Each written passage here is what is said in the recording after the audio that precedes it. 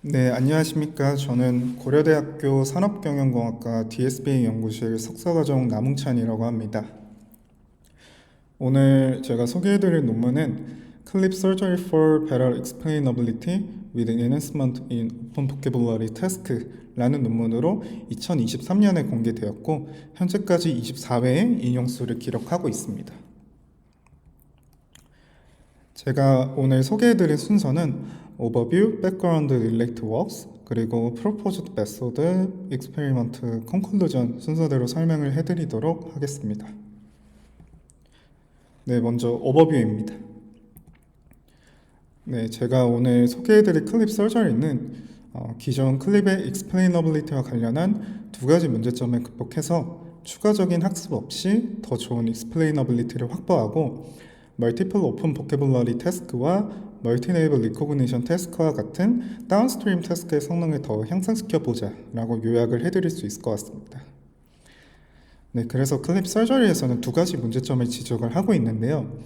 첫 번째로 어퍼즈 비주얼라이제이션으로는 클립이 포그라운드에 집중하지 못하고 백그라운드에 집중하는 문제점을 의미하고, 두 번째로 노이즈 액티베이션은 전역적으로 유니폼하게 예상치 못한 부분에 노이즈의 형태로 액티베이션이 되는 문제점을 의미합니다. 그래서 솔루션으로 두 가지 각각의 문제점에 대해서 첫 번째로 어퍼즈 비주얼라이제이션 같은 경우는 니얼바이 토큰들을 조금 더 집중할 수 있도록 쿼리키 셀프 어텐션과 밸류밸류 셀프 어텐션을 포함한 두 가지 블록을 구성을 해서 이를 듀얼 패스로 수정을 해보자 라는 솔루션을 제안을 하고 있고, 두 번째 노이즈 액티베이션에 대해서는 중복되고 불필요한 피처, 즉 리던던트 피처를 조금 제거해서 더욱 오비어스 클래스에 강조를 주자라는 솔루션을 제안을 하고 있습니다. 네, 그 다음은 백그라운드입니다. 제가 오늘 소개해드릴 클립 같은 경우 VLM, 비전 랭귀지 모델에 해당하는데요. 비전 랭귀지 모델은 컴퓨터 비전과 자연어 처리를 결합한 멀티모달 모델의 한 종류입니다. VLM은 시각적인 데이터와 언어 데이터 사이에 상호작용을 해석하고 학습하는 모델인데요. 두 유형의 데이터를 통합하여 더 풍부한 정보를 추출하고 더 정교한 추론을 가능하게 한다는 점에서 장점을 가지고 있습니다. 현재는 이미지 캡셔닝이나 비주얼 퀘스천 앤서링 등 다양한 다운스트림 태스크에 응용되고 있습니다. 네, 오늘 제가 소개해드릴 클립 서저리는 클립 서저리인 만큼 클립을 기반으로 진행이 되고 있는데요. 클립은 컨트라스티브 랭귀지 이미지 프리트레이닝의 약자로 오픈AI가 2021년 1월에 공개한 비전 랭귀지 모델입니다. 기존 NLP 분야에서 버트나 GPT의 경우 로우 텍스트로부터 바로 프리트레이닝을 하는 전략을 통해서 뛰어난 성능을 기록하였습니다. 그래서 클립 논문의 저자들은 컴퓨터 비전 분야에서도 이 텍스트를 활용해 볼 수는 없을까라는 아이디어에서 시작했다고 하는데요. 이전에 2017년에는 이미지 레프리젠테이션에 텍스트를 데이터를 적용하였던 연구 중 최초로 비주얼 앵그램스라는 모델이 제안되었습니다. 비주얼 앵그램스는 이미지를 인풋으로 받아들이고 이를 기반으로 앵그램을 예측을 하는 모델인데요. 하지만 제로샷 성능은 11.5%로 성능이 매우 낮았다고 합니다. 그리고 이후에는 2020년들의 연구를 보면은 이미지랑 텍스트를 결합해서 위크 슈퍼비전 하에 레프레젠테이션을 학습하는 방법들이 많이 제안이 됐었는데요. 하지만 위크 슈퍼비전이라는 조건 때문에 최대 20만 장으로 데이터셋의 규모도 작고 훈련 기간이 매우 적은 만큼 성능이 충분하지 못했다고 합니다. 네, 그래서 클립은 왜 굳이 이렇게 성능이 낮았음에도 불구하고 내추럴 랭귀지 슈퍼비전이 굳이 필요할까? 내추럴 랭귀지를 굳이 써야 할까? 라는 질문에 대해서 내추럴 랭귀지 슈퍼비전이 갖고 있는 두 가지 장점을 설명하고 있습니다. 첫 번째 장점으로는 내추럴 랭귀지 슈퍼비전이 있다면 기존 이미지 클래시피케이션에 사용된 레이블링에 비해 스케일링이 쉽다라는 장점을 갖고 있다고 합니다. 이는 그 기존의 컴퓨터 비전 분야는 적합한 포맷의 레이블링 과정이 필수적이었는데요. 내추럴 랭귀지, 텍스트를 이용할 경우에는 인터넷상의 방대한 양의 텍스트에 이미 존재하는 슈퍼비전으로부터 수동적으로 학습이 가능하다라는 장점을 갖고 있다고 합니다. 그리고 두 번째 장점으로는 언스퍼바이즈드나 셀프 스퍼바이즈드 방식에 비해 언어에 대한 레프레젠테이션 또한 학습이 가능하다라는 장점입니다. 이는 단순히 레프레젠테이션을 학습하는 것이 아니라 언어에 대한 레프레젠테이션 또한 학습이 가능하기 때문에 조금 더 유연한 제로샷 트랜스퍼를 가능하게 한다는 점에서 내추럴 랭귀지 슈퍼비전이 갖고 있는 장점이 이렇게 많다라고 제안하고 있습니다. 네, 그래서 이전에 이제 이미지랑 텍스트를 결합했던 연구들은 주로 세 가지의 데이터셋을 사용해 왔었는데요. 주로 MS 코코, 비주얼 게놈, 그리고 YFCC 100밀리언 이렇게 세 가지의 데이터셋을 많이 활용을 했다고 합니다. 여기서 이제 MS 코코랑 비주얼 게놈 데이터셋의 경우 비교적 하이 퀄리티의 데이터이긴 한데 그 양이 적습니다. MS 코코 같은 경우는 33만 장, 그리고 비주얼 게놈 같은 경우는 10만 장으로 그 양이 적어서 양이 적다라는 단점을 갖고 있고, YFCC 100밀리언 데이터셋의 경우 1억 개의 데이터로 구성이 되어 있어서 양은 충분한데 각 이미지에 대한 메타데이터가 스파스하고 일관된 퀄리티가 아니라는 단점이 존재합니다. 그래서 클립에서는 인터넷으로부터 방대한 양의 이미지 텍스트 페어 데이터를 구축하고자 하였는데요. 클립에서 제안하는 데이터셋은 웹 이미지 텍스트, 줄여서 WIT로 총 4억 개의 이미지 텍스트 데이터로 이루어진 데이터셋을 활용하고 있습니다. 네, 그래서 데이터셋을 구축을 하였다면 이제 프리트레이닝 방식에 대해서 한번 알아볼 차례인데요. 그 전에 앞서 기존의 벌텍스라는 방법이 존재했다고 합니다. 이 벌텍스 같은 경우는 CNN과 트랜스포머 모두 학습해서 이미지 캡션을 예측하는 프리트레이닝 방식을 제안했던 모델인데, 하지만 이 방식을 이제 클립에 적용할 때는 캡션을 정확한 단어를 예측하는 과정에 있어 한 이미지별로 묘사하는 방식이나 코멘트가 다양하기 때문에 많은 양 4억 개의 데이터를 처리하기에는 단어의 순서까지 정확하게 맞추는, 그 캡션을 정확하게 맞추는 벌텍스의 프리트레이닝 전략이 비효율적이고 적합하지 않다라는 결론을 내렸다고 합니다. 실제로 벌텍스와 같은 프리트레이닝 방식은 단어들의 순서를 고려하지 않고 빈도에만 집중하는 백오버드, BOW 인코딩 대비 3배 정도 효율성이 떨어진다고 하는데요. 그래서 클립이 제안하는 프리트레이닝 방식은 텍스트의 한 단어가 아닌 텍스트 전체 덩어리가 어떤 이미지와 가장 유사할지, 그러한 컨트라스티브 러닝 방식으로 학습하는 걸 제안을 하고 있습니다. 그래서 실제로 BOW 인코딩과 컨트라스티브 러스를 적용을 했을 때는 BOW 방식보다도 4배 더 효율적인 것을 확인했다고 합니다. 그래서 클립이 이제 어떻게 진행이 되는지 조금 더 자세하게 볼 텐데요.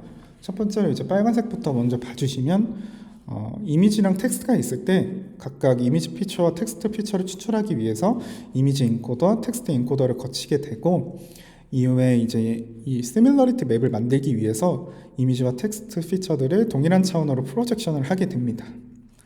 그 다음에 이제 이미지 텍스트 페어에 대해서 모두 코사인 유사도를 이렇게 계산을 하게 되면은, 여기서 이 시밀러리티 맵에서 여기 대각에 위치한 애들은 포지티브 페어이기 때문에 얘네들의 유사도는 최대화해주고, 이외의 것들 네거티브 페어에 대해서는 유사도를 낮추는 전략을 통해서 프리트레이닝 하는 방식을 활용하고 있습니다. 네, 그래서 이제 클립의 익스페리먼트를 볼 텐데요. 먼저 그 전에 앞서서 익스페리먼트 세팅을 한번 보면은 이미지 인코더로 3개의 VIT와 5개의 레즈넷을 사용하고 있습니다. 레즈넷 50, 레즈넷 100일, 그리고 이 뒤에 부분들은 이피션트 스타일로 모델 스케일링을 진행한 모델이고, 실제 연산량이 레즈넷 50의 4배, 16배이기 때문에 다음과 같이 표현을 했다고 합니다. 그 다음으로 텍스트 인코더로는 트랜스포머를 쓰고 있고, 학습 기간만 봤을 때는 가장 큰 레즈넷 모델인 레즈넷 50, 64의 경우 592개의 V백으로 18일이 소요됐다고 하고요. 가장 큰 VIT인 VIT 라지 14의 경우에는 256개의 V백으로 12일이 소요됐다고 합니다.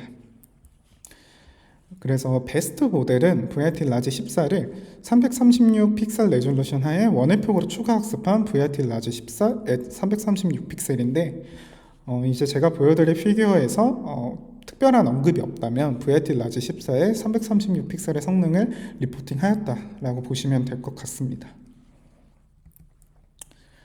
네, 첫 번째로 비주얼 앵그램과의 비교입니다. 이미지, 텍스트 두 가지 데이터를 결합한 최초의 연구였던 비주얼 앵그램스와의 비교를 진행을 하고 있는데요.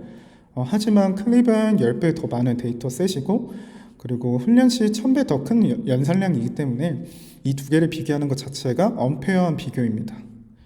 그래서 하지만 성능만 받고 봤을 때는 높은 성능을 보여주었습니다. 그 다음으로는 프롬프트 엔지니어링과 앙상블링을 진행했을 때 제로샷 성능입니다. 성능을 리포팅할 때는 36개의 이미지 데이터셋의 평균값을 리포팅하였는데요. GPT처럼 프롬프트 엔지니어링을 수행하고 앙상블까지 적용했을 때는 약 5점 정도의 성능 향상과 연산 효율성이 증가하였고 프롬프트를 앙상블 했을 때도 이제 싱글 프롬프트 사용 대비 3.5% 정도 성능 개선을 기록하였다고 합니다. 네, 이 실험 같은 경우는 이제 레지넷 50과 제로셋 성능을 비교한 실험인데요. 총 27개의 데이터셋으로 실험을 진행하고 있고 27개의 데이터셋 중에서 16개의 데이터셋에서 클립의 제로샷 성능이 더 좋았다고 합니다. 하지만 그 이미지넷과 사이파텐과 같은 일반적인 범주의 데이터셋의 경우 레지넷과 점수가 비슷비슷하였고 위성 이미지 분류 유로셋 데이터셋이나 림포절 종양 탐지, 패치 캐멜리온과 같은 복잡하고 전문적인 도메인 지식이 필요한 데이터셋의 경우 클립의 제로샷 성능은 매우 안 좋게 기록이 되었습니다. 네, 그리고 클립은 이외에도 정말 다양하고 많은 실험들을 진행을 했었는데요. 오늘 제가 소개할 클립 서저리의 경우 클립의 익스플레이너빌리티를 중심으로 더 좋은 익스플레이너빌리티를 가지도록 클립 구조를 수정한 방법을 알아볼 예정이니 클립은 요쯤에서 마무리하겠습니다. 네, 다음은 Related Works입니다. 네, 제가 여기 Relate Works에 설명을 해드리는 부분은 클립 서저리에서 진행하고 있는 그런 다운스트림 태스크에 대한 설명을 의미한다고 보시면 될 것 같습니다. 그래서 첫 번째로 Explainability of Clip입니다. 그 클립이 등장하기 이전에 비전 모델의 Explainability를 연구했었던 방법들은 모두 CNN이나 VIT를 위해 디자인이 되었습니다. 예를 들면 JFNet이나 케미에 해당하는데요. 싱글 모달리티이면서 풀리 슈퍼바이즈드 모델이었던 CNN 그리고 VIT를 위해서 디자인되었기 때문에 클립과 같이 이미지 텍스트 페어 데이터를 사용하는 멀티모달 모델에 바로 적용하기에는 부적합하다는 단점이 존재합니다. 그래서 이후에는 바이모달 그리고 G스코어캠 같이 멀티모달 모델을 위해서 익스플레이너빌리티 모델이 많이 연구가 진행이 되어 왔었습니다. 그래서 이후에 이제 멀티모달 그리고 특히 클립을 기반으로 한 iClip과 eClip이라는 익스플레이너빌리티 모델이 존재하는데요. 오늘 제가 소개해드릴 클립 서저리의 선행 연구이자 동일 저자입니다. 그래서 iClip과 eClip에서는 어포즈 비주얼라이제이션을 처음 지적하면서 이후 클립 서저리에서 후속 연구를 진행을 하고 있습니다. 여기서 어포즈 비주얼라이제이션은 포그라운드에 집중하지 못하고 관련 없는 백그라운드에만 집중하는 현상을 의미하는데요. 여기 보시면 이제 빨간색이 조금 더 어텐션을 하고 있다라고 해석을 하시면 되는데 텍스트 프롬프트로 cat, bird, dog, car 이렇게 줬을 때 전경, 그 객체, 텍스트에 해당하는 거에 집중을 하지 못하고 주변 배경에 집중하고 있는 것을 확인할 수 있습니다. 그래서 iClip과 eClip에서는 이 어퍼즈 비주얼라이제이션이 발생하는 이유로 어텐션 풀링 연산에 있다라고 지적을 하고 있는데요. 해당 논문에서는 기존 어텐션 풀링과 에버러지 풀링이 피처들이 반대되는 세멘틱 레이전으로 전환된다고 주장하고 있습니다. 그래서 해당 방법론에서는 기존 어텐션 풀링을 맥스 풀링으로 바꾸는 방법을 제안을 하고 있는데요. 여기 보시면 빨간색으로 표시된 부분을 보시면 어텐션 풀링과 에버러지 풀링을 적용했을 때는 확실히 오토바이나 비행기와 같이 집중을 잘 하지 못하고 있는데 맥스 풀링으로 연산을 바꿨을 때는 확실히 여기 객체를 더 잘 집중을 하고 있는 것을 알 수 있습니다. 네, 그 eClip과 iClip은 두 가지 논문에서 각각 소개되는 모델이 아니라 한 논문에서 이 두 개의 모델을 동시에 제안을 하고 있는데요. 이 클립과 알클립의 차이는 이 클립은 어텐션 풀링을 맥스 풀링으로 바꾼 리니어 프로젝션 레이어를 두어서 추가적인 파인 튜닝을 진행하는 모델이고, 알클립은 이 클립과 다르게 파인 튜닝 없이 단순히 이미지 텍스트 시밀러리티 맵, 줄여서 ITSM을 1-ITSM 그리고 그거의 절대값을 씌워서 심플하게 컨버트하는 모델입니다. 여기서 이 이미지 텍스트 시밀러리티 맵은 기존의 그 어텐션 맵과 유사하다고 보시면 될 것 같고, 단순히 그냥 심플하게 컨버트한다, 이렇게 보시면 될 것 같습니다.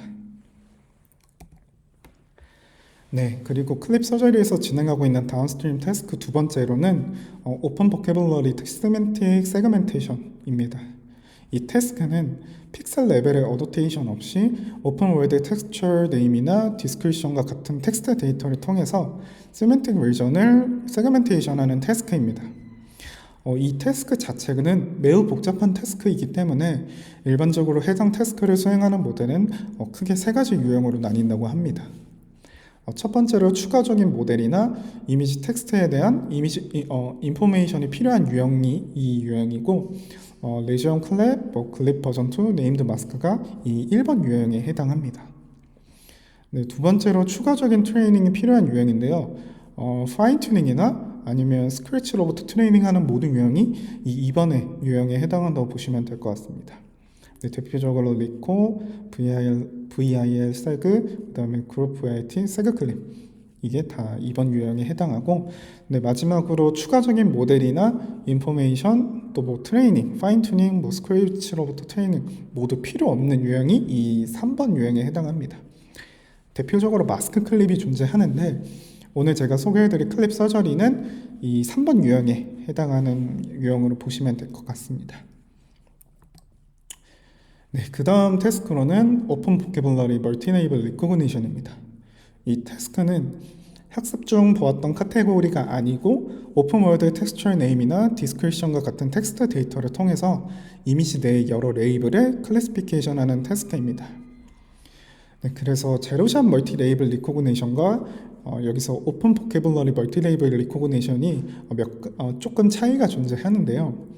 이 두 가지 태스크 모두 트레이닝에서 보지 못했던 이미지를 대상으로 추론을 한다는 점에서는 공통적인 성격을 띠고 있는데, 하지만 제로샷 멀티 레이블 리코그니션과 같은 경우는 강아지와 같이 수동적으로 어노테이션 된 매뉴얼 레이블을 사용한다는 점이 특징이고, 반대로 오픈 보캐블러리 멀티 레이블 리코그니션과 같은 경우 양말을 물고 있는 강아지와 같은 이미지와 연관된 디스크리션이나 텍스처 네임 등을 사용한다는 점에서 차이점이 존재합니다.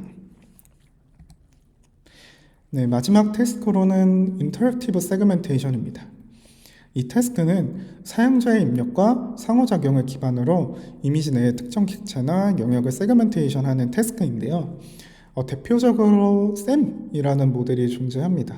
SAM은 세그먼트 애니팅 모델의 약자로 2023년에 메타에서 공개한 세그멘테이션 모델입니다. SAM은 그 라지 데이터셋의 자연어 및 다양한 지시를 프롬프트를 받아서 제로샷 세팅에서도 준수한 성능을 보여준 요즘 인기 있는 모델인데요. SAM은 이미지와 점 혹은 바운딩 박스, 그리고 대략적인 마스크, 텍스트 등의 프롬프트를 인풋으로 받아서 프롬프트가 설명하는 객체를 추출하는 태스크로 학습이 된다고 합니다. 네, 그래서 제가 보여드릴 이제 클립 서저리가 어떻게 이러한 다양한 태스크에 대해서 성능 개선을 이루었는지 그 점에서 집중해서 봐주시면 될 것 같습니다. 네, 다음으로는 프로포즈 메소드, 본격적으로 클립 서저리에 대해서 설명을 해드리도록 하겠습니다. 제가 오늘 소개해드릴 클립 서저리는 기존 클립에서 발생하는 두 가지 문제점을 극복할 수 있도록 인퍼런스 선에서 클립을 수정해보자 라고 설명을 해드릴 수 있을 것 같습니다.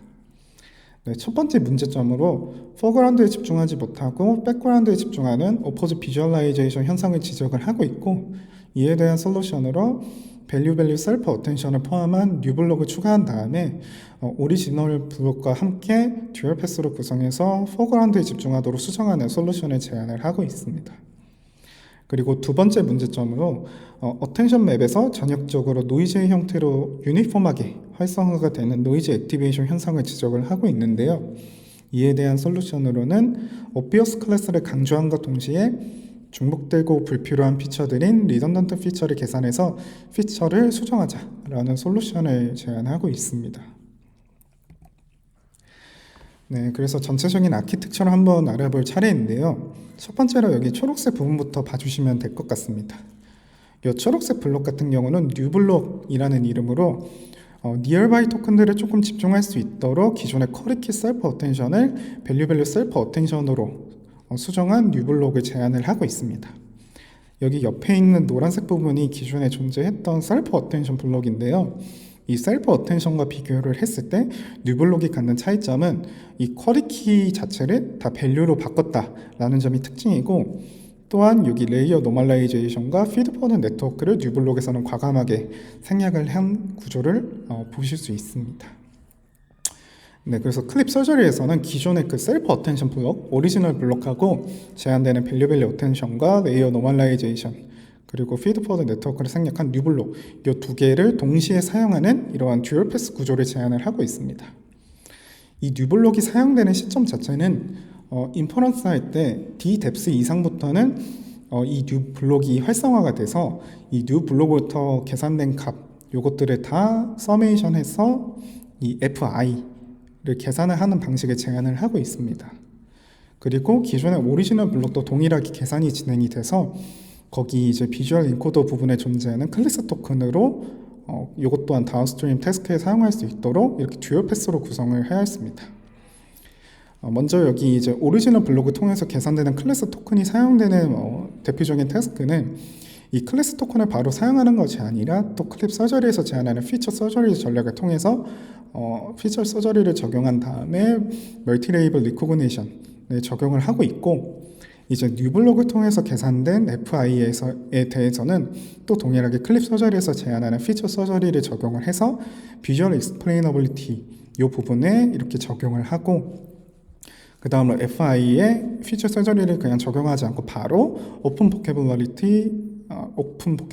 시멘틱 세그멘테이션에 적용하는 이런 구조를 제안을 하고 있습니다. 기존 그 뉴 블록만을 쓰지 않고 오리지널 블록까지 같이 듀얼 패스로 구성한 이유에는 이 클래스 토큰도 사용을 하고 이 FI도 활용을 해서 다양한 다운스트림 태스크에 사용할 수 있도록 이런 듀얼 패스로 구성한 것 같습니다. 네, 이제 본격적으로 알아볼 차례인데요. 첫 번째로 지적한 문제점은 어퍼즈 비주얼라이제이션입니다. 어퍼즈 비주얼라이제이션은 클립이 포그라운드에 집중하지 않고 백그라운드에 집중하는 현상을 의미합니다. 이는 그 클립의 비주얼 인코더로 쓰였던 레즈넷이나 비전 트랜스포머 등 동일하게 이 현상이 관측이 된다고 하는데요. 이에 대한 이유로 셀프 어텐션 레이어의 쿼리키 연산 자체가 반대되는 시멘틱 레지온을 연결시키기 때문이라고 주장하고 있다고 합니다. 네, 여기 보시면 앞서 설명해드렸던 것과 똑같게 여기 빨간색이 더 집중하고 있는 것을 의미하는데, 캣, 벌드, 도그, 카 이런 텍스트 프롬프트를 줬을 때 카, 도그 이렇게 포그라운드에 정확하게 집중을 하지 못하고 있는 어퍼즈 비주얼라이제이션 문제점을 확인할 수 있습니다. 네, 그리고 참고로 여기서 이제 이미지 텍스트 시밀러리티 맵을 사용하고 있는데, 지금 보시는 이러한 것들이 다 이미지 텍스트 시밀러리티 맵입니다. 그 기존의 이제 캠과 같이 어텐션 맵과 유사하다고 보시면 될 것 같습니다. 그래서 이 이미지 텍스트 시밀러리티 맵 계산하는 과정은 이미지 피처랑 텍스트 피처를 L2 노멀라이제이션을 적용하고 다 프로덕트로 시밀러리티를 계산한 다음에 인풋으로 주었던 이미지 사이즈에 맞게끔 리쉐이프, 리사이즈, 노멀라이제이션을 적용한다고 보시면 되고, 그냥 어텐션 맵과 유사하다 이렇게 보시면 될 것 같습니다. 네, 그래서 논문의 저자는 바로 쿼리키 셀프 어텐션하고 밸류 셀프 어텐션을 적용했을 때 비교 실험을 진행하고 있습니다. 실험 과정으로는 마지막 셀프 어텐션 레이어를 기준으로 주어진 텍스트에 대해 앞서 설명해드렸던 이미지 텍스트 시밀러리티 맵을 시각화를 하고 있는데요. 쿼리키 셀프 어텐션의 경우 캣, 도그 이런 프롬프트를 줌에도 다양한 리전에 골고루 어텐션을 하고 있는 것을 볼 수 있고, 반대로 밸류 셀프 어텐션을 줬을 때 다른 부분에는 어텐션 하지 않고 이 텍스트 부분에 텍스트 프롬프트로 주었던 부분에 해당하는 니얼바이 토큰들에게 조금 더 집중하고 있는 것을 알 수 있습니다. 그 다음에 제가 뉴블록이 이제 기존의 쿼리키 셀프 어텐션을 밸류별로 셀프 어텐션으로 바꿨고 과감하게 레이어 노멀라이제이션과 피드포드 네트워크를 생략했다라고 설명을 해드렸었는데요. 해당 논문의 저자는 피드포드 네트워크가 미치는 영향을 확인하고자 마지막 레이어에서 CLS 토큰과 텍스트 토큰을 비교를 하고 있습니다. 네, 여기 보이시는 피규어에서 이 초록색이 의미하는 건 셀프 어텐션을 통과한 이후에 텍스트 토큰, 클래스 토큰을 비교한 거고, 이 노란색 부분은 셀프 어텐션과 피드포워드 네트워크까지 통과한 이후에 텍스트 토큰과 클래스 토큰을 비교한 거라고 보시면 됩니다. 그래서 파란색 라인에 가까울수록 클래스 토큰과 유사한 거고, 이 포인트 사이즈, 요게 의미하는 것은 사이즈가 크면 클수록 클래스 토큰과 더 멀리 떨어져 있다 라고 보시면 될 것 같습니다. 그럼 보시면 초록색 부분들이 더 오히려 파란색 부분에 가깝고, 이 노란색 애들은 파란색으로부터 조금 멀리 떨어져 있고 사이즈 자체도 초록색 대비 상대적으로 큰 것을 확인할 수 있는데요. 이는 피드포워드 네트워크 통과한 이후의 피처들은 클래스 토큰과 유사도가 낮은 거고, 오히려 빨간색, 요거는 네거티브 레이블 피처를 의미하는데 오히려 네거티브 레이블과 가깝고 이는 포지티브를 판단할 때 성능을 저하시키는 요인이다 라고 주장을 하면서 피드포워드 네트워크를 과감하게 생략한 이유에 대해서 이런 이유를 보여주고 있습니다. 네, 그래서 솔루션으로 기존의 쿼리키 셀프 어텐션을 밸류별로 셀프 어텐션으로 바꾸고 피드포워드 네트워크까지 지운 뉴블록을 새롭게 제시하고 있는데요. 전체 뎁스에서 오리지널 블록을 동일하게 계산을 진행하긴 합니다. 하지만 이 뉴블록은 특정 뎁스가 됐을 때 특정 뎁스 이상부터는 뉴블록도 같이 활성화가 되면서 계산되어지는 이렇게 병력적으로 두어서 듀얼 패스로 구성한 것을 알 수 있는데요. 특정 뎁스 이상부터는 이제 뉴블록이 계산이 되는데 논문에서는 이 뎁스 자체를 7부터 설정해서 뭐 7, 8, 9 그 이상의 뎁스에서는 이 뉴블록으로부터 결과값이 계산이 되어지고 이 계산 값들을 모두 서메이션에서 FI를 도출하는 방식을 제안을 하고 있습니다. 이 뉴 블록 같은 경우는 인풋으로 이전 오리지널 블록의 아웃풋을 인풋으로 받고 있습니다. 그리고 특정 뎁스 D가 되었을 때는 이전 오리지널 블록 아웃풋을 인풋으로 받아서 밸류별로 셀프 어텐션을 계산함으로써 뉴 블록을 제안을 하고 있고, 이 오리지널 블록과 뉴 블록 두 개를 듀얼 패스로 구성을 했다는 점이 특징입니다. 그래서 코드상으로도 봤을 때도 그 어텐션 클래스 자체에서 기존의 오리지널 블록 값을 모두 계산을 한 다음에 거기에서 쿼리 키를 모두 밸류로 그냥 바꾸는 이러한 거를 진행을 하고 있는 것을 확인할 수 있었습니다.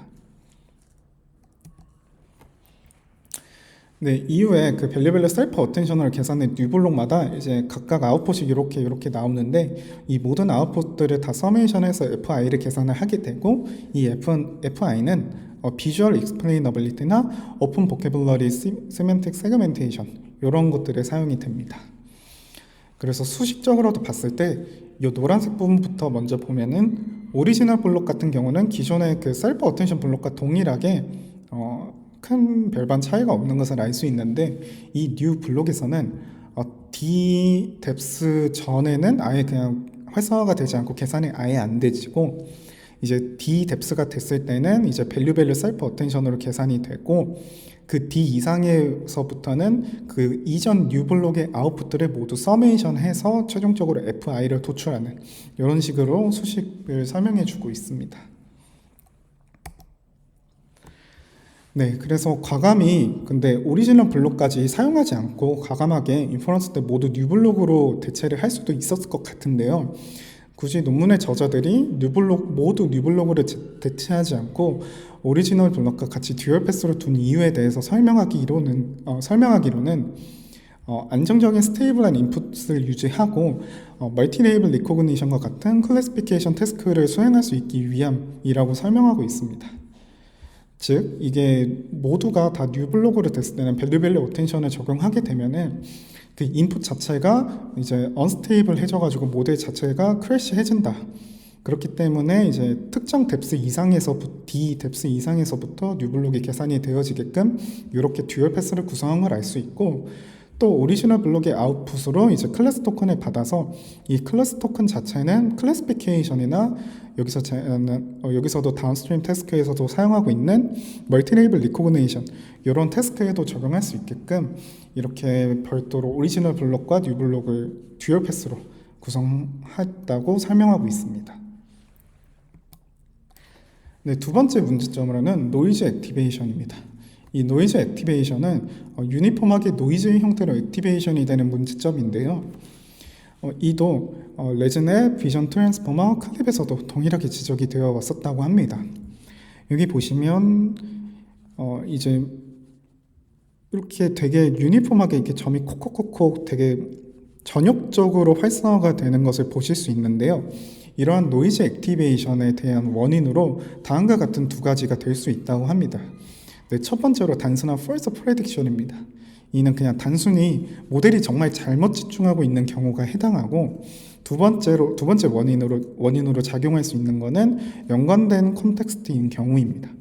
레이크와 보트와 같이 서로 릴레이트 컨텍스트가 됐을 때는 레이크에 집중하지 못하고 보트에 집중할 수도 있다. 이렇게 두 가지 원인이 문제점이 될 수 있는데요. 그래서 논문에 저자는 실험을 진행을 한번 해보고 있습니다. 그래서 워터, 스카이, 펜스 이렇게 다양하게 텍스트 프롬프트를 한번 줘봤는데요. 하지만 이렇게 텍스트 프롬프트를 다르게 주더라도 동일한 형태로 액티베이션이 발생한다고 합니다.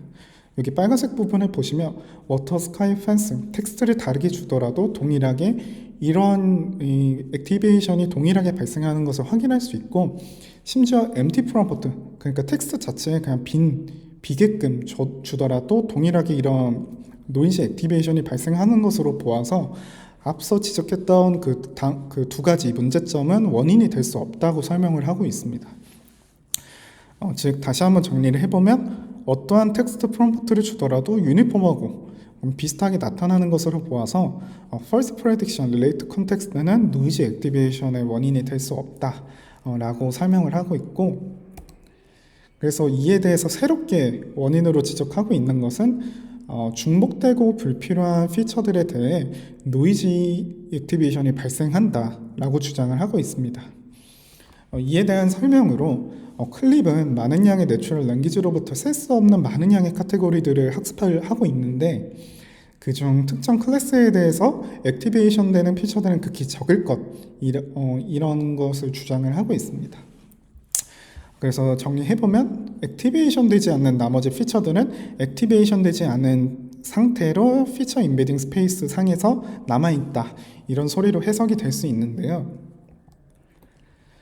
그래서 클립이 다양한 많은 입력에 대해서 학습을 하면서 일반적으로 중요하지 않거나 액티베이션 되지 말아야 할 피처들이 활성화된다고 합니다. 하지만 액티베이션 되지 않은 중복되고 불필요한 리던던트 피처들은 피처 스페이스 상에서 그냥 그 공간만 차지하고 있기 때문에 중복되고 불필요한 피처들은 제거할 필요가 있다고 주장을 하고 있습니다. 그래서 논문의 저자들은 노이즈 액티베이션에 대한 솔루션으로 리던던트 피처를 계산해서 이를 빼주는 방법을 되게 심플하게 제안을 하고 있는데요. 그래서 리던던트 피처는 이미지 내 피처들의 평균값으로 리던던트 피처를 정의를 하고 있습니다. 그래서 단계적으로 하나씩 한번 알아보도록 하겠습니다. 네, 먼저 Multiplied Features FM을 계산을 하게 됩니다.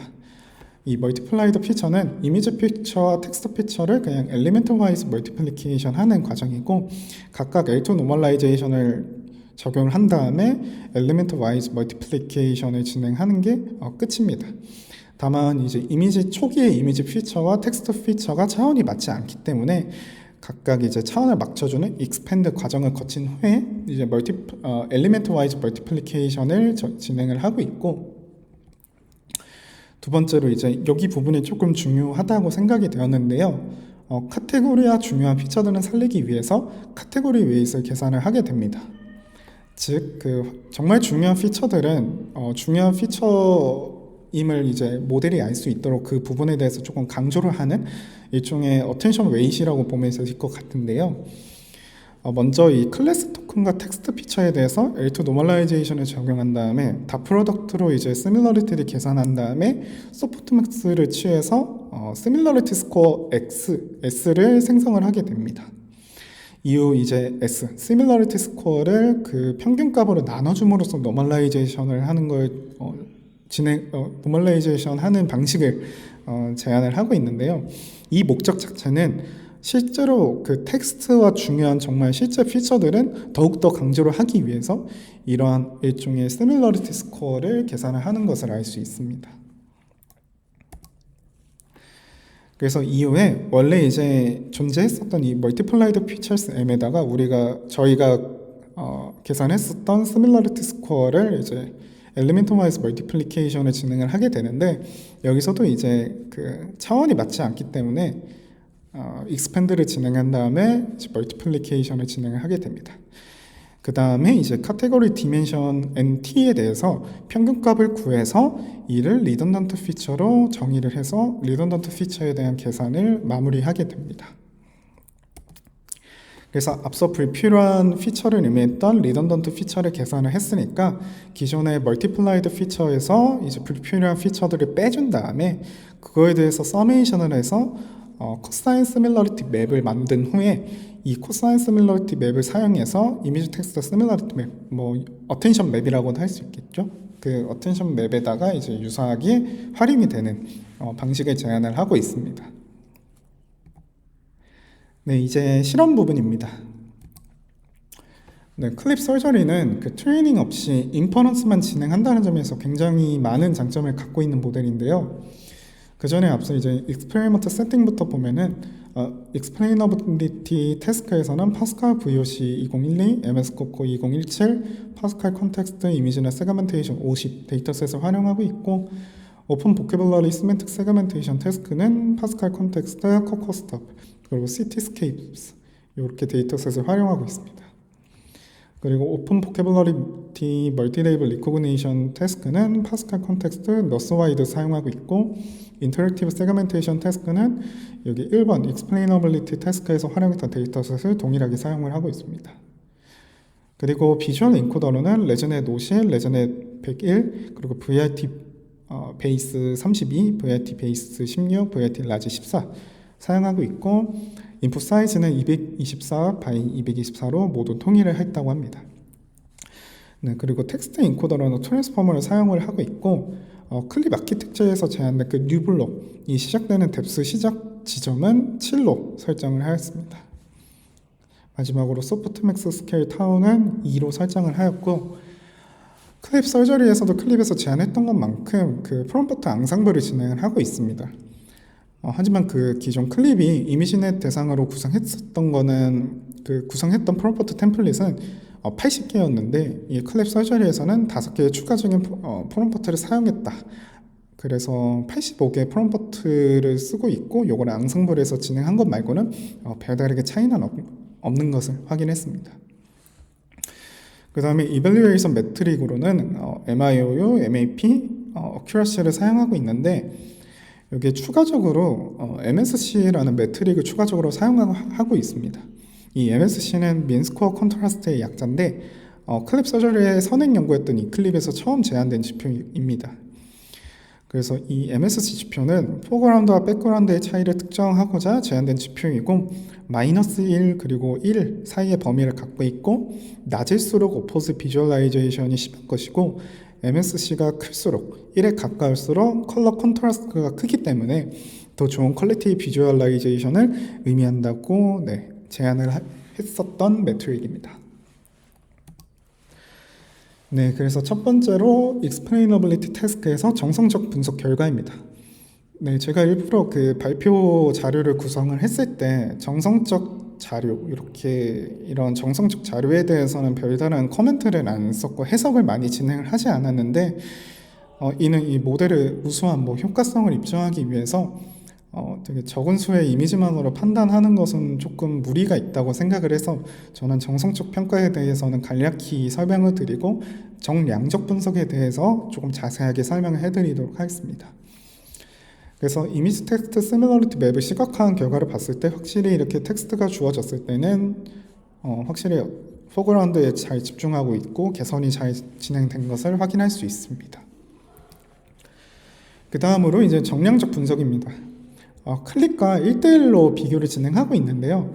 MIOU는 이제 최소 18%에서 많게는 40%까지 성능 향상을 기록하고 있고, 그 이클립에서 제안했었던 지표였던 그 MSC 지표 같은 경우 클립은 4개의 데이터셋에서 모두 다 0보다 작게끔 기록된 것으로 보아서 상대적으로 배경에 더 집중하고 있음을 알 수 있었고, 제한되는 클립 서저리의 경우 모두 0보다 크고 클래스나 더 세부적인 특징들인 그 전경, 포그라운드에 더 잘 집중하고 있는 것을 알 수 있었습니다. 네, 그리고 다른 익스플레이너빌리티 모델들과 비교도 또 진행을 하고 있는데, 여기 그래드캠 같은 경우 여기 보시면 실제로 오퍼즈 비주얼라이제이션이 진행된 것을 확인할 수 있습니다. 그리고 뭐 이러한 다양한 모델들에 대해서도 동일하게 포인트 3개와 같이 노이즈 액티베이션이 다른 모델들에 대해서도 동일하게 관측이 되고 있는 것을 확인할 수 있는데, 제한되는 클립 서저리 같은 경우 확실히 뭐 펄슨이면 펄슨, 카우면 카우 잘 어텐션을 하고 있는 것을 알 수 있습니다. 네, 그리고 다른 익스플레이너빌리티 모델들과 정량적 분석입니다. 네, 여기 보시면 이렇게 스타 표시가 있고 십자가 표시도 있는데, 이 스타 표시가 의미하는 것은 각 레이블당 백프로파게이션이 필요한 모델들을 의미하고, 이 십자 표시 같은 경우는 파인 튜닝이 추가로 필요한 모델을 의미합니다. 다만 되게 중요해서 볼 점은 이 G스코어 캠 같은 경우 클립을 타겟으로 한 익스플레이너빌리티 모델입니다. 근데 클립을 타겟으로 한 익스플레이너빌리티 모델인데 다른 모델들 대비 성능이 되게 낮게 기록이 됐다는 점이 특징이었습니다.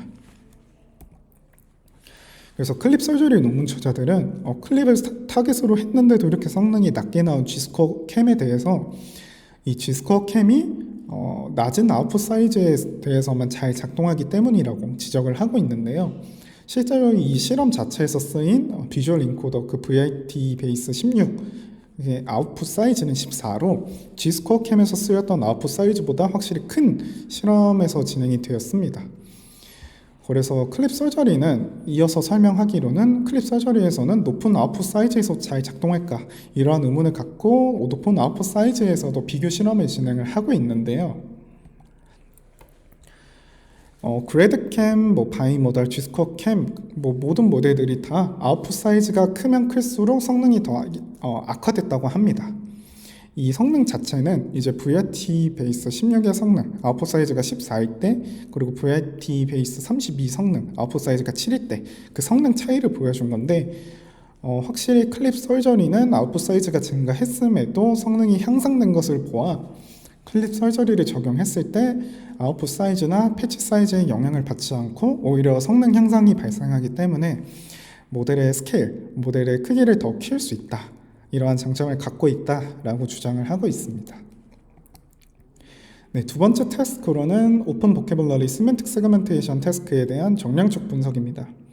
데이터셋으로는 3개의 데이터셋을 활용하고 있고, 오픈 보캐블러리 시멘틱 세그멘테이션 태스크를 MIO로 성능을 리포팅을 하고 있습니다.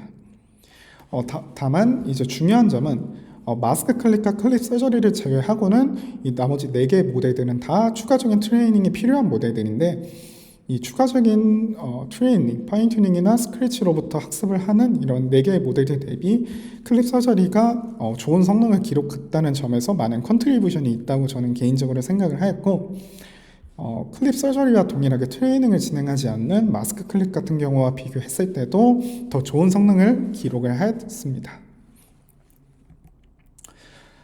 네, 그래서 이 태스크에 대한 정석적 분석도 마스크 클립과 비교했을 때도 확실히 클립 서저리가 더 깔끔하게 세그멘테이션이 더 잘 된 것을 확인할 수 있습니다. 네, 세 번째 태스크로는 오픈 보캐블러리 멀티레벨 리코그니션에 대한 정량적 분석입니다.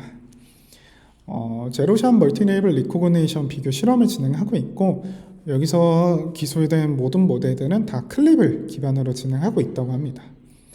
그리고 또 이 비교 모델들은 모두 파인 튜닝을 진행해야 된다라는 특징이 존재하는데, 먼저 여기 클립과 아워스 여기 부분부터 먼저 보시면 클립 서저리를 적용했을 때 성능 개선이 일어났다. 그거 정도는 확인을 할 수 있는데 이 39.99, 이 퍼센트 자체는 뭐 듀얼 코옵이나 타일 DPT의 성능에 비해서는 조금 낮습니다. 다만 이제 클립 서저리 논문 저자들은 이제 타일 DPT 방식으로 추가적인 파인 튜닝을 클립 서저리와 같이 적용했을 때는 너스와이드 데이터셋에 대해서는 소타 성능을 기록했다고 합니다. 여기서 타일 DPT 방식은 글로벌 프롬포트랑 로컬 프롬포트를 구분한 뒤 프롬포트를 튜닝하면서 멀티레이블 리코그니션을 수행하는 방법론인데 프롬포트 튜닝을 이용한 추가적인 멀티레이블 리코그니션 모델이다. 이 정도만 이해하시면 될 것 같습니다. 네, 그리고 인터랙티브 세그멘테이션입니다. 앞서 제가 셈을 정말 간략하게 설명을 드렸었는데요. 다시 한번 설명을 드려보자면 셈은 포인트 그리고 바운딩 박스 그리고 대략적인 마스크나 텍스트 등의 프롬포트를 인풋으로 받아서 프롬포트가 설명하는 객체를 추천하는 태스크였습니다. 그래서 클립 서저리의 목적 자체는 셈을 사용했을 때 수동적으로 포인트 프롬포트를 주는 이 번거로움을 줄이는 것에 있다고 하는데요. 그래서 클립 서저리가 제안하는 방법은 이 이미지 텍스트 시뮬러리티 맵에서 유사도가 0.8 이상인 애들, 이 노란색 애들을 포지티브 포인트로 설정을 하고 이 포지티브 포인트의 개수만큼 이 제일 유사도가 낮은 애들은 이제 랭킹 이제 줄 세워가지고 그 포지티브 포인트 개수만큼 이렇게 네거티브 레이블 주로 배경 애들이 선택이 됐겠죠. 그래서 이 배경에 대해서는 네거티브 포인트를 설정을 해서 이걸 자체를 셈한테 전달해줘서 조금 세그멘테이션의 성능을 높여보자 이런 식으로 이해를 하면 될 것 같습니다. 네, 그래서 결과를 보면은 클립 서저리가 제안하는 피처 서저리 이후 그 이미지 텍스트 시뮬러리티 맵을 기준으로 이제 포지티브 포인트에 대한 어큐러시 성능을 비교하고 있습니다. 즉 그 포지티브 포인트가 정말 포지티브 포인트인지 그 정확도를 비교했다고 보시면 될 것 같은데 여기 보시면 다른 익스플레이너빌리티 모델과 비교했을 때 피처 서저리 이후 텍스트에 대한 그 이미지 텍스트 시뮬러리티 맵이 잘 형성돼서 포지티브 포인트 어큐러시가 요 빨간색, 노란색 클립 서저리를 적용했을 때 성능이 개선이 되었다를 알 수 있습니다. 그리고 여기서 특히 여기 빨간색 부분은 나머지는 다 인풋 사이즈가 224고 이 빨간색 부분이 인풋 사이즈가 512인 경우인데 인풋 사이즈가 512일 때가 제일 성능이 높게 나왔고 이제 포지티브 포인트 어큐러시 말고 MIOU 성능 또한 측정을 해보았는데 당연하게도 피처 서저리 방식을 적용했을 때 성능이 가장 우수했고 여기서도 이제 빨간색 요거 인풋 사이즈를 키웠을 때도 동일하게 이 포인트 어큐러시 MIOU 성능이 제일 높았다 인 것을 알 수 있습니다. 그래서 이제 그 이미지 텍스트 시뮬러리티 맵에서 이제 포지티브 포인트를 결정짓는 그 스레시홀드에 대한 실험인데 그 포지티브 포인트를 결정짓는 그 스레시홀드를 점차 증가시켜 가면서 실험을 진행을 한번 해봤다고 합니다. 근데 스레시홀드를 점차 이렇게 늘리면 늘릴수록 그 포지티브 포인트 어큐러시가 증가는 하는데 다만 여기 0.8을 기준으로 이렇게 점점 증가하다가 여기서는 갑자기 떨어지는 결과가 측정이 되었다고 합니다. 그래서 0.8에서 점차 늘릴수록 MIOU 성능이 감소하기 때문에 논문에서는 이 MIOU 리콜을 기준으로 0.8을 최적의 트레시홀드로 설정을 하고 있고 이 스타로 표시된 이 부분은 인풋 사이즈를 512로 증가시켰을 때 성능인데 성능이 더 개선되는 것을 알 수 있습니다. 네, 마지막으로 어블레이션 스터디입니다. 그래서 여기서 이제 어노테이션을 보면은 이렇게 아키텍처랑 피처 서저리 이렇게 어노테이션이 되어 있는데 이 아키텍처로 표현되어 있는 클립 아키텍처 서저리는 그 오퍼짓 비주얼라이제이션을 해결하고자 그 밸류 셀프 어텐션을 포함한 뉴블로그 추가한 구성 그것을 의미를 하고 여기 피처라고 어노테이션 되어 있는 거는 클립 피처 서저리로 그 노이즈 액티베이션을 해결하고자 리던던트 피처를 제거했던 부분입니다.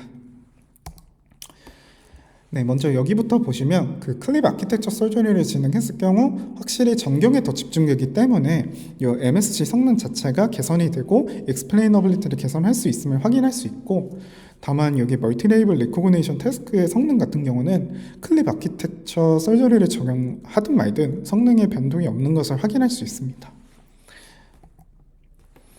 다만 이제 추가로 제안하는 그 클립 피처 서저리를 진행할 경우 그 explainability와 멀티 레이블 리코그니션 그 성능이 둘 다 개선이 될 수 있는 것을 확인할 수 있고, 이에 대해서 그 리던던트 피처가 성능에 악영향을 미치기 때문에 논리적으로 불필요한 피처, 리던던트 피처가 진짜 맞다라는 주장을 뒷받침할 수 있다고 언급을 하고 있습니다. 그 다음으로 이제 마지막 레이어에만 밸류 셀프 어텐션을 적용하는 경우와 여러 개의 레이어에 밸류 셀프 어텐션을 적용하는 경우입니다. 여기 분홍색 부분을 보시면은 실험 결과로 봤을 때 이 여러 개의 레이어에 밸류 셀프 어텐션을 적용하는 경우가 MSC 성능이 마이너스 7.73으로 성능이 안 좋았는데, 이는 밸류 셀프 어텐션이 여러 개의 멀티플 레이어를 거치면서 모델을 크래시, 망가뜨리기 때문이라고 해석을 했다고 합니다. 그래서 인풋을 다 뉴블록으로 계산하지 말고 스테이블하게 유지하기 위해서 오리지널 블록까지 추가한 듀얼 패스로 구성해 본 결과 성능을 개선시킬 수 있었음을 확인할 수 있었고, 그 다음으로 이제 밸류 셀프 어텐션 더하기 밸류 셀프 어텐션과 피드포워드 네트워크를 같이 썼을 때랑 피드포워드 네트워크만 썼을 때를 비교를 하고 있습니다. 그래서 그 블록 내에서 피드포워드 네트워크만 배치하고 피드포워드 네트워크만 통과시켰을 때는 여기 마이너스 4.28로 성능이 많이 하락을 하였는데, 이는 논문에서 동일하게 주장을 하고 있는 피드포워드 네트워크 이후의 피처들이 오히려 네거티브 레이블과 더 가까워지는 주장을 뒷받침할 수 있다라고 주장을 하고 있고, 그래서 피드포워드 네트워크가 성능 악화에 동조를 하고 있기 때문에 이 피드포워드 네트워크를 제거하고 오직 밸류 셀프 어텐션만으로만 구성했을 때는 이 밸류 셀프 어텐션과 피드포워드 네트워크를 같이 썼을 때보다 여기 32.30, 34.32를 봤을 때 약 2%의 그 MSC 성능 향상을 이뤄졌기 때문에 제한되는 그 모델 아키텍처에 대한 주장을 뒷받침할 수 있다라고 주장을 하고 있습니다. 네, 마지막으로 컨클루전입니다. 제가 오늘 소개해드린 클립 서저리는 클립의 explainability를 개선하고자 제안된 연구였습니다. 그래서 클립의 explainability와 관련하여 두 가지 문제점을 지적을 했었는데요. 첫 번째로 오퍼즈 비주얼라이제이션은 포그라운드에 집중하지 않고 백그라운드에 집중하는 현상을 의미했었습니다. 이에 대한 원인으로는 커리키 셀프 어텐션이 전역적으로 이미지의 복잡한 관계나 상호작용을 학습하는 데 있어 적절한 연산이지 이미지 세그멘테이션이나 익스플레이너빌리티의 적절한 연산은 아니라고 지적을 하고 있고, 제한되는 클립 아키텍처 서저리 같은 경우는 셀프 어텐션 블록 내에서 커리키 셀프 어텐션이 아니라 밸류블리 셀프 어텐션으로 수정한 다음에 피드포워드 네트워크 레이어까지 제거한 뉴 블록을 새롭게 정의한 다음에 오리지널 블록과 이 뉴 블록을 듀얼 패스로 구성해서 적절한 태스크에 사용될 수 있게끔 구조를 수정하는 방식을 제안을 하고 있습니다. 그리고 두 번째 문제점이었던 노이즈 액티베이션은 전역적으로 노이즈 형태로 액티베이션이 되는 현상을 의미했었는데요. 이에 대한 원인으로 피처들 내에 텍스트와 직접적으로 연관된 피처들은 극히 일부이기 때문에 이외의 피처들은 불필요하고 피처 인베딩 스페이스 상에서 자리만 차지하는 리던던트 피처가 있기 때문이라고 지적을 했었습니다. 그래서 제한되는 클립 피처 서저리 같은 경우 시밀러리티 스코어를 계산해서 기존의 멀티플라이드 피처와 멀티플리케이션을 한 다음에 이의 평균값을 리던던트 피처로 정의를 하고 이를 기존의 멀티플라이드 피처에서 뺨으로써 중요한 피처들은 살리고 불필요한 피처들은 제거가 되게끔 피처를 수정하는 방법을 제안을 하고 있는 것을 알 수 있었습니다. 네, 이상으로 논문 설명을 마치도록 하겠습니다. 감사합니다.